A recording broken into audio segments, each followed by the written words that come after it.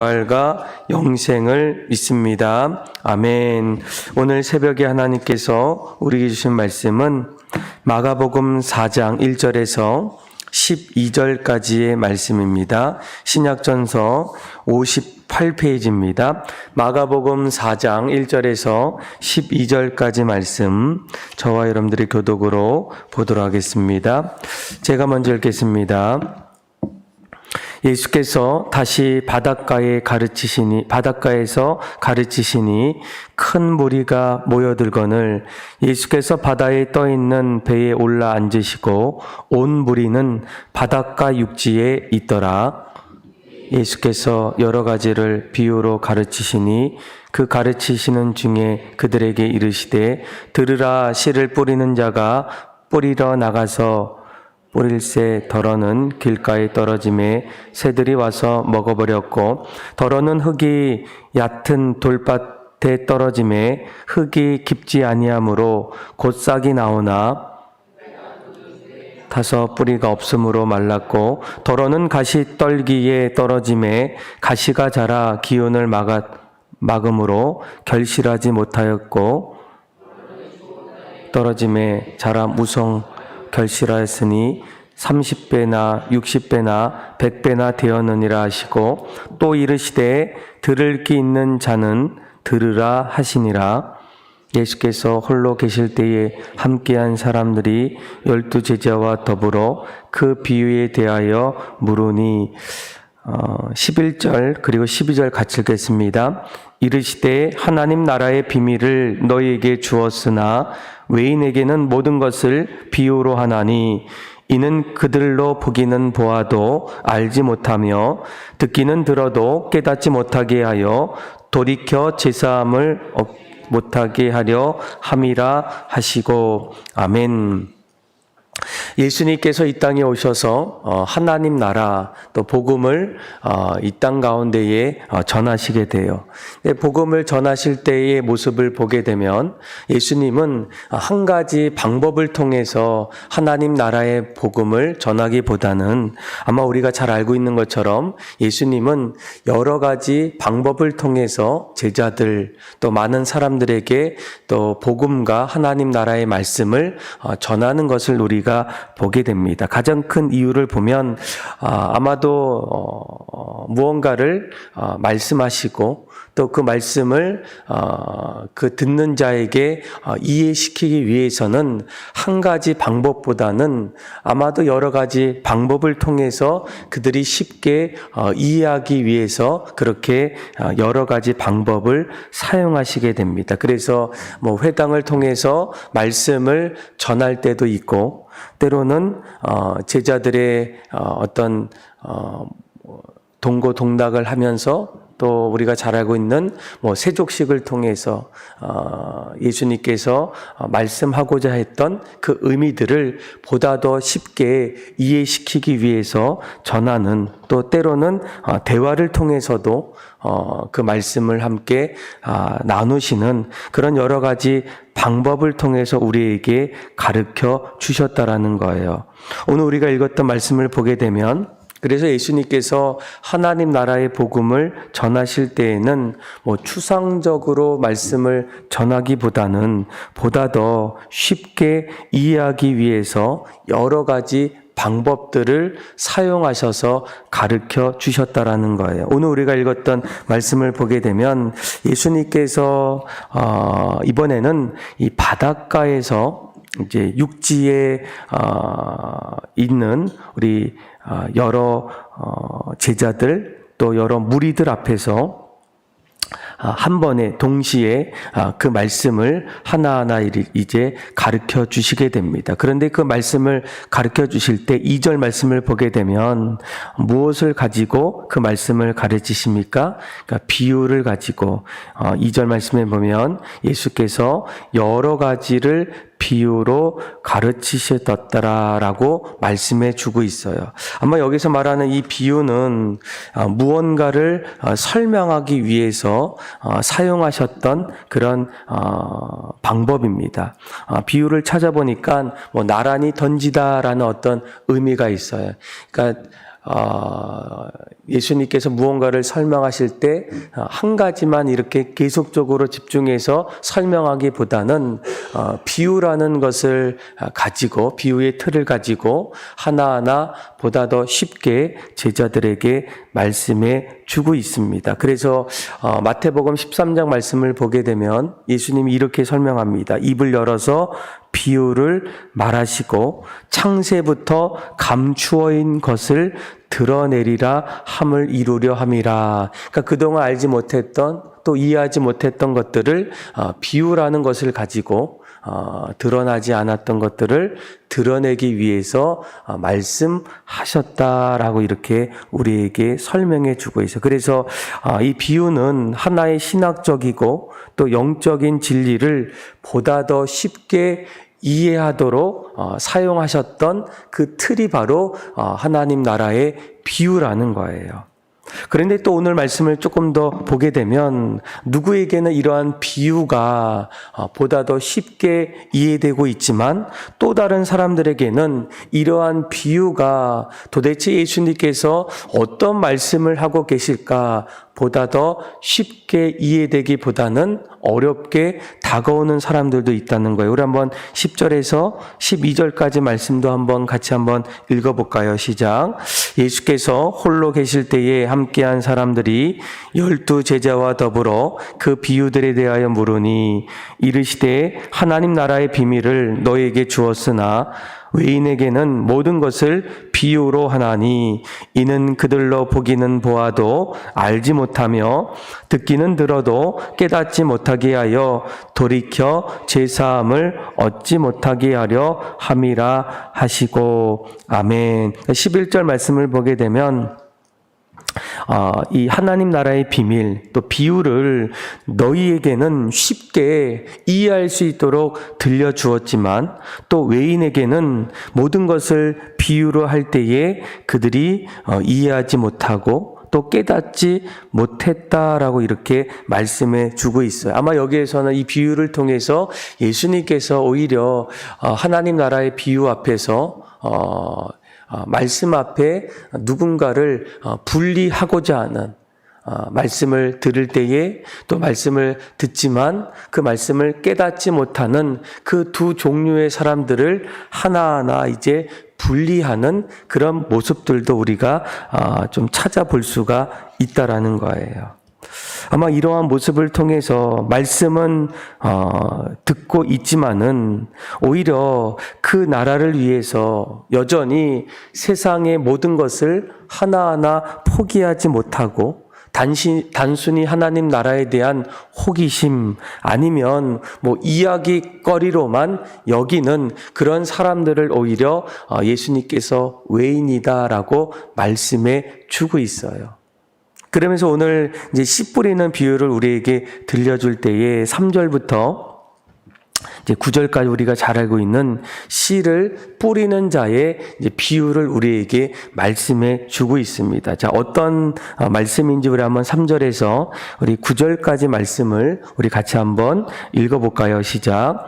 들으라, 씨를 뿌리는 자가 뿌리러 나가서 뿌릴새 더러는 길가에 떨어짐에 새들이 와서 먹고 버렸고 더러는 흙이 얕은 돌밭에 떨어짐에 흙이 깊지 아니하므로 곧 싹이 나오나 해가 돋은 후에 타서 뿌리가 없으므로 말랐고 더러는 가시 떨기에 떨어짐에 가시가 자라 기온을 막았으므로 결실하지 못하였고 더러는 좋은 땅에 떨어짐에 자라 무성하여 결실하였으니 30배나 60배나 100배가 되었느니라 하시고 또 이르시되 들을 귀 있는 자는 들으라 하시니라. 아멘.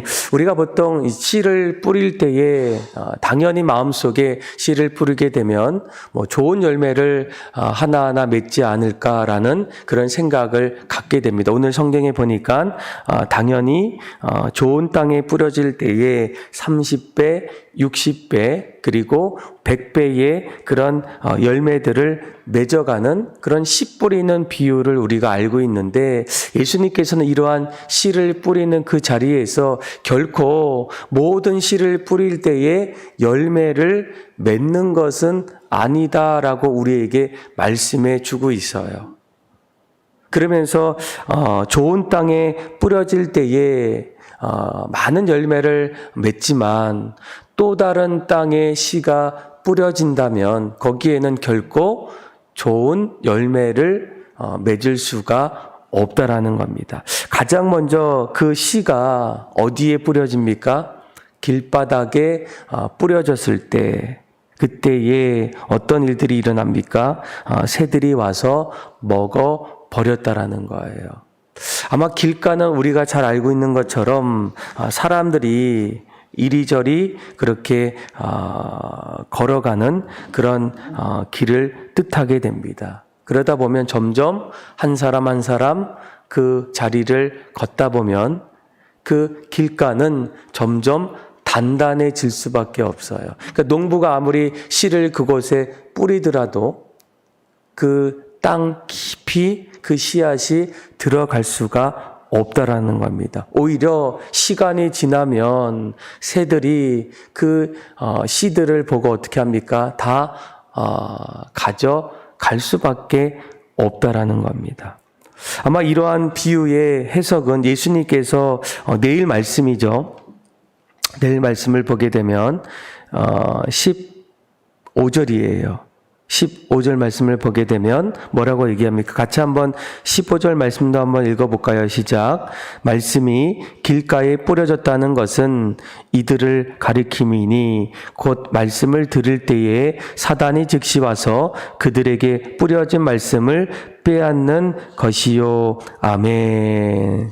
그러니까 예수님께서는 이 씨 뿌리는 비유를 통해서 씨를 뿌릴 때는 반드시 누가 있어야 됩니까? 씨를 뿌리는 농부가 있고 그리고 농부가 씨를 가지고 그 어딘가에다 뿌릴 때에 뭐 돌밭, 가시밭, 뭐 좋은 밭 이런 여러 밭들이 나옵니다. 농부는 누구를 말합니까? 예수님을 말해요.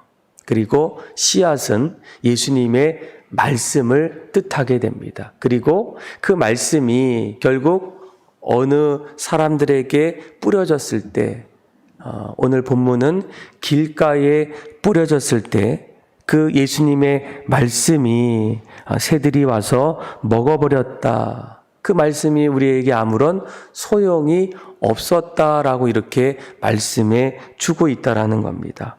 왜 길가에 뿌려졌을 때 사단이 찾아와서 그 씨앗을 가지고 갔을까라는 거예요. 그런데 오늘 본문과 동일한 누가복음 8장 12절 말씀을 보게 되면 가장 큰 이유가 있어요. 그들로 믿어 구원을 얻지 못하게 하려고 사단이 그 길가에 있는 씨를 빨리 가져갔다라는 거예요. 여러분, 우리가 이 구원을 얻기 위해서 또 복음을 받아들이기 위해서는 무엇보다도 하나님의 말씀이 우리 귓가에 하나하나 전해져야 된다라는 거예요. 그러니까 인간의 말이 아니라 하나님 나라, 예수님의 말씀이 우리의 귓가에 하나하나 들려질 때 그 말씀이 우리 안에서 역사함을 통해서 하나님의 은혜를 통해서 우리가 새롭게 구원받는 일들이 나타날 때 사단은 끊임없이 그 예수님의 그 말씀을 우리가 들어도 듣지 못하도록 또 깨달아도 깨닫지 못하도록 끊임없이 우리를 방해하는, 마치 오늘 비유에 나오는 새들의 모양처럼 그렇게 길가에 뿌려졌던 씨들을 하나하나 가져가는 그런 모습을 본다라는 거예요. 그런데 그때 우리가 중요한 것은 우리가 씨가 뿌려질 때에 우리의 마음의 밭이 정말 그 말씀을 내가 정말 듣기를 원하는가, 길가처럼 단단하고 또 그 말씀을 내가 100% 받아들이기보다는 오히려 그 말씀 앞에 반응하지 않고 오히려 거부하는 그 자리에는 사단이 빨리 그 자리에 와서 예수님의 그 말씀을 하나하나 가져간다라는, 그 사람에게는 어떠한 열매와 결실을 맺을 수가 없다라는 겁니다. 그리고 두 번째로 그 씨가 어디에 뿌려지게 됩니까? 바로 흙이 얕은 돌밭이라는 거예요. 이 돌밭에 뿌려지게 되면 그것의 흙이 깊지 않기 때문에 그 싹이 나오기는 나오지만 점점 해가 쨍쨍할 때에 이제 뿌리가 없으므로 어떻게 됩니까? 결국 말라서 좋은 열매를 맺을 수가 없다라는 거예요. 그런 이러한 비유를 통해서 예수님께서 뭐라고 말씀하십니까? 우리 한번 17절 말씀, 16절, 17절 한번 같이 한번 읽어볼까요? 시작.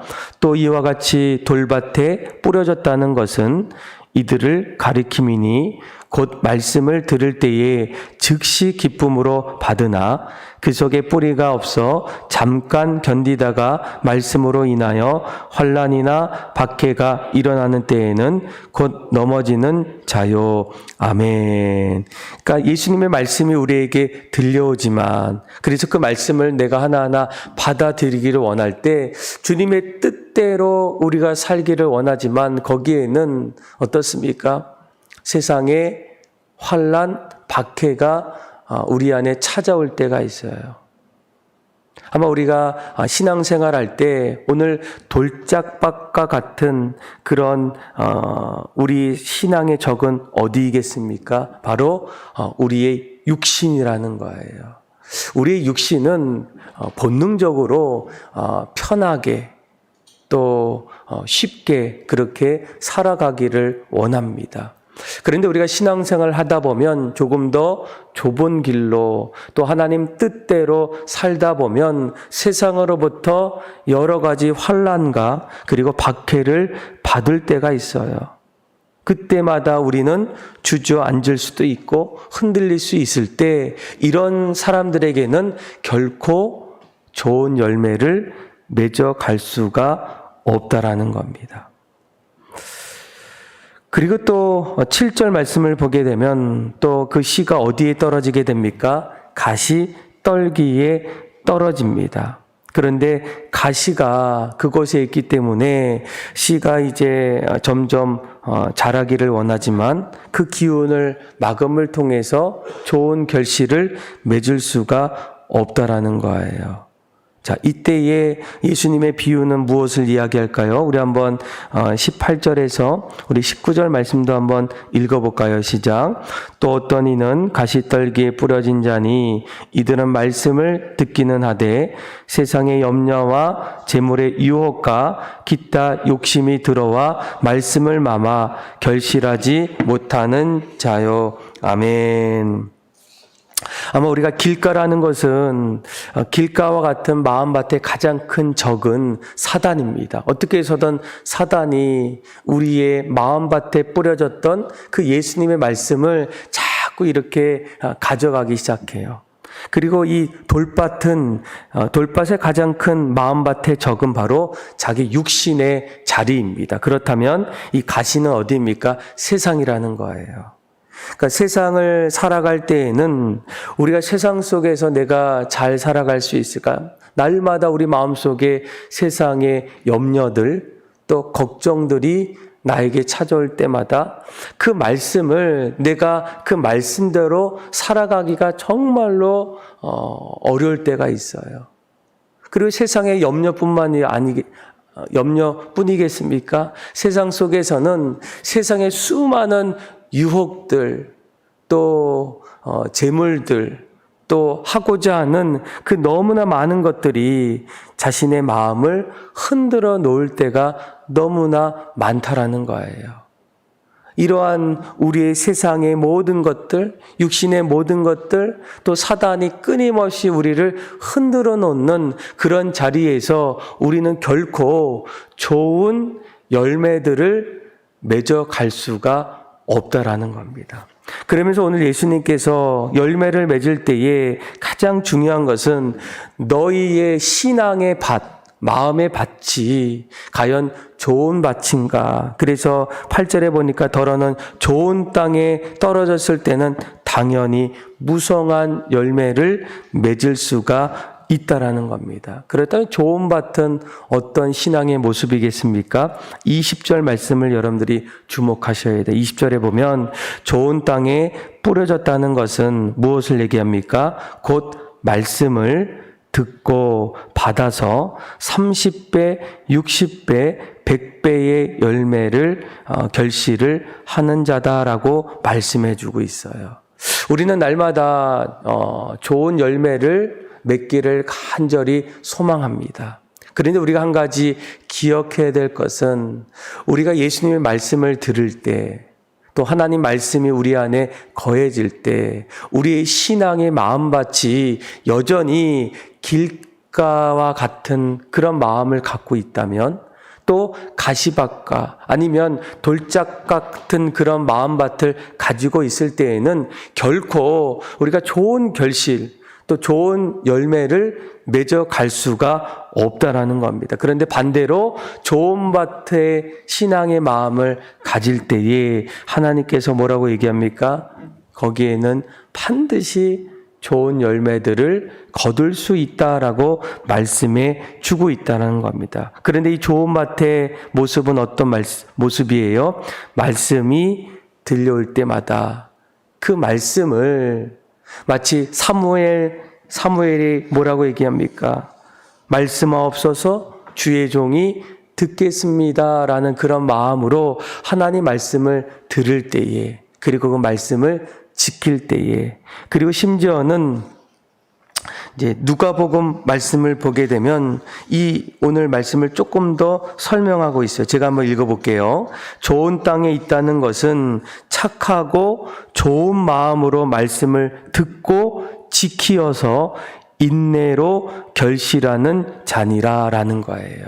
그러니까 말씀을 들을 때에 한두 번은 그 말씀을 지키며 살아갈 수 있습니다. 그런데 좋은 밭에 있는 분들의 한 가지 특징은 무엇입니까?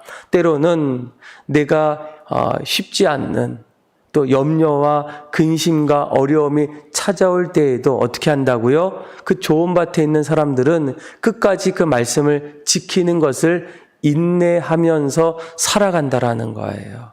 그럴 때에 예수님께서는 언젠가는 우리의 삶의 자리에 30배, 60배, 그리고 100배의 그런 좋은 열매들을 우리에게 주신다라고 말씀해 주고 있어요. 아마 2024년도 새해를 또 시작하면서 아마 우리에게도 늘 마음속에 하나님 올 한 해는 또 좋은 신앙의 결실들을 맺어가기를 원합니다. 30배, 또 때로는 60배, 아니 그것도 모자라서 100배의 열매를 맺기를 원할 때 무엇보다도 우리의 신앙의 모습들을 먼저 돌아보길 원합니다. 여전히 내가 좋은 열매를 맺기를 원하지만 길가에 떨어졌던 그런 신앙의 마음을 갖고 있다면, 뭐 돌짝밭 같은 아니면 가시밭 같은 그런 신앙의 마음을 갖고 있다면 결코 거기에는 좋은 열매, 좋은 결실을 맺어갈 수가 없다라는 겁니다. 반대로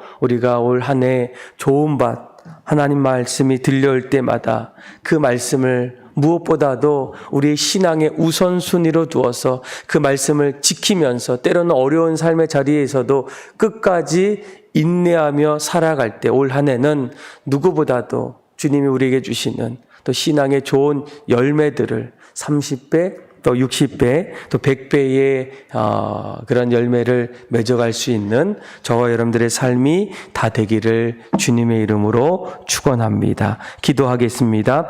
하나님 아버지, 우리는 이 세상을 살아갈 때에 늘 좋은 열매를 맺어가기를 마음속에 간절히 바라고 있지만 하나님, 이러한 결실을 맺기 이전에 내가 길가에 아니면 가시밭에 돌짝밭 같은 그런 마음을 갖고 있는지를 다시금 돌아보게 하여 주시고, 이제는 그런 밭을 갖고 있었다면 하나하나 그 밭을 개경하고 새롭게 하나하나 세워나감을 통해서 점점 좋은 밭을 하나하나 만들어가게 하여 주셔서 하나님 그 말씀이 들려올 때마다 그 말씀에 반응하고 또 인내하며 끝까지 그 말씀을 지키어서 30배, 60배, 100배의 좋은 열매를 맺어갈 수 있는 믿음의 사람들의 삶이 되게 하여 주옵소서. 우리는 연약하지만 주님 우리를 도와주시고 우리를 새롭게 하여 주시고 깨끗하게 하여 주셔서 이제는 좋은 밭을 통해서 하나님 주의 말씀이 우리의 귓가에 하나하나 새롭게 들려오게 하여 주시고 그 안에서 많은 열매를 맺어가게 하여 주옵소서. 그렇게 우리의 삶을 이끌어 주시고 하나님을 찬양하며 사랑이 많으신 예수님의 이름으로 기도합니다.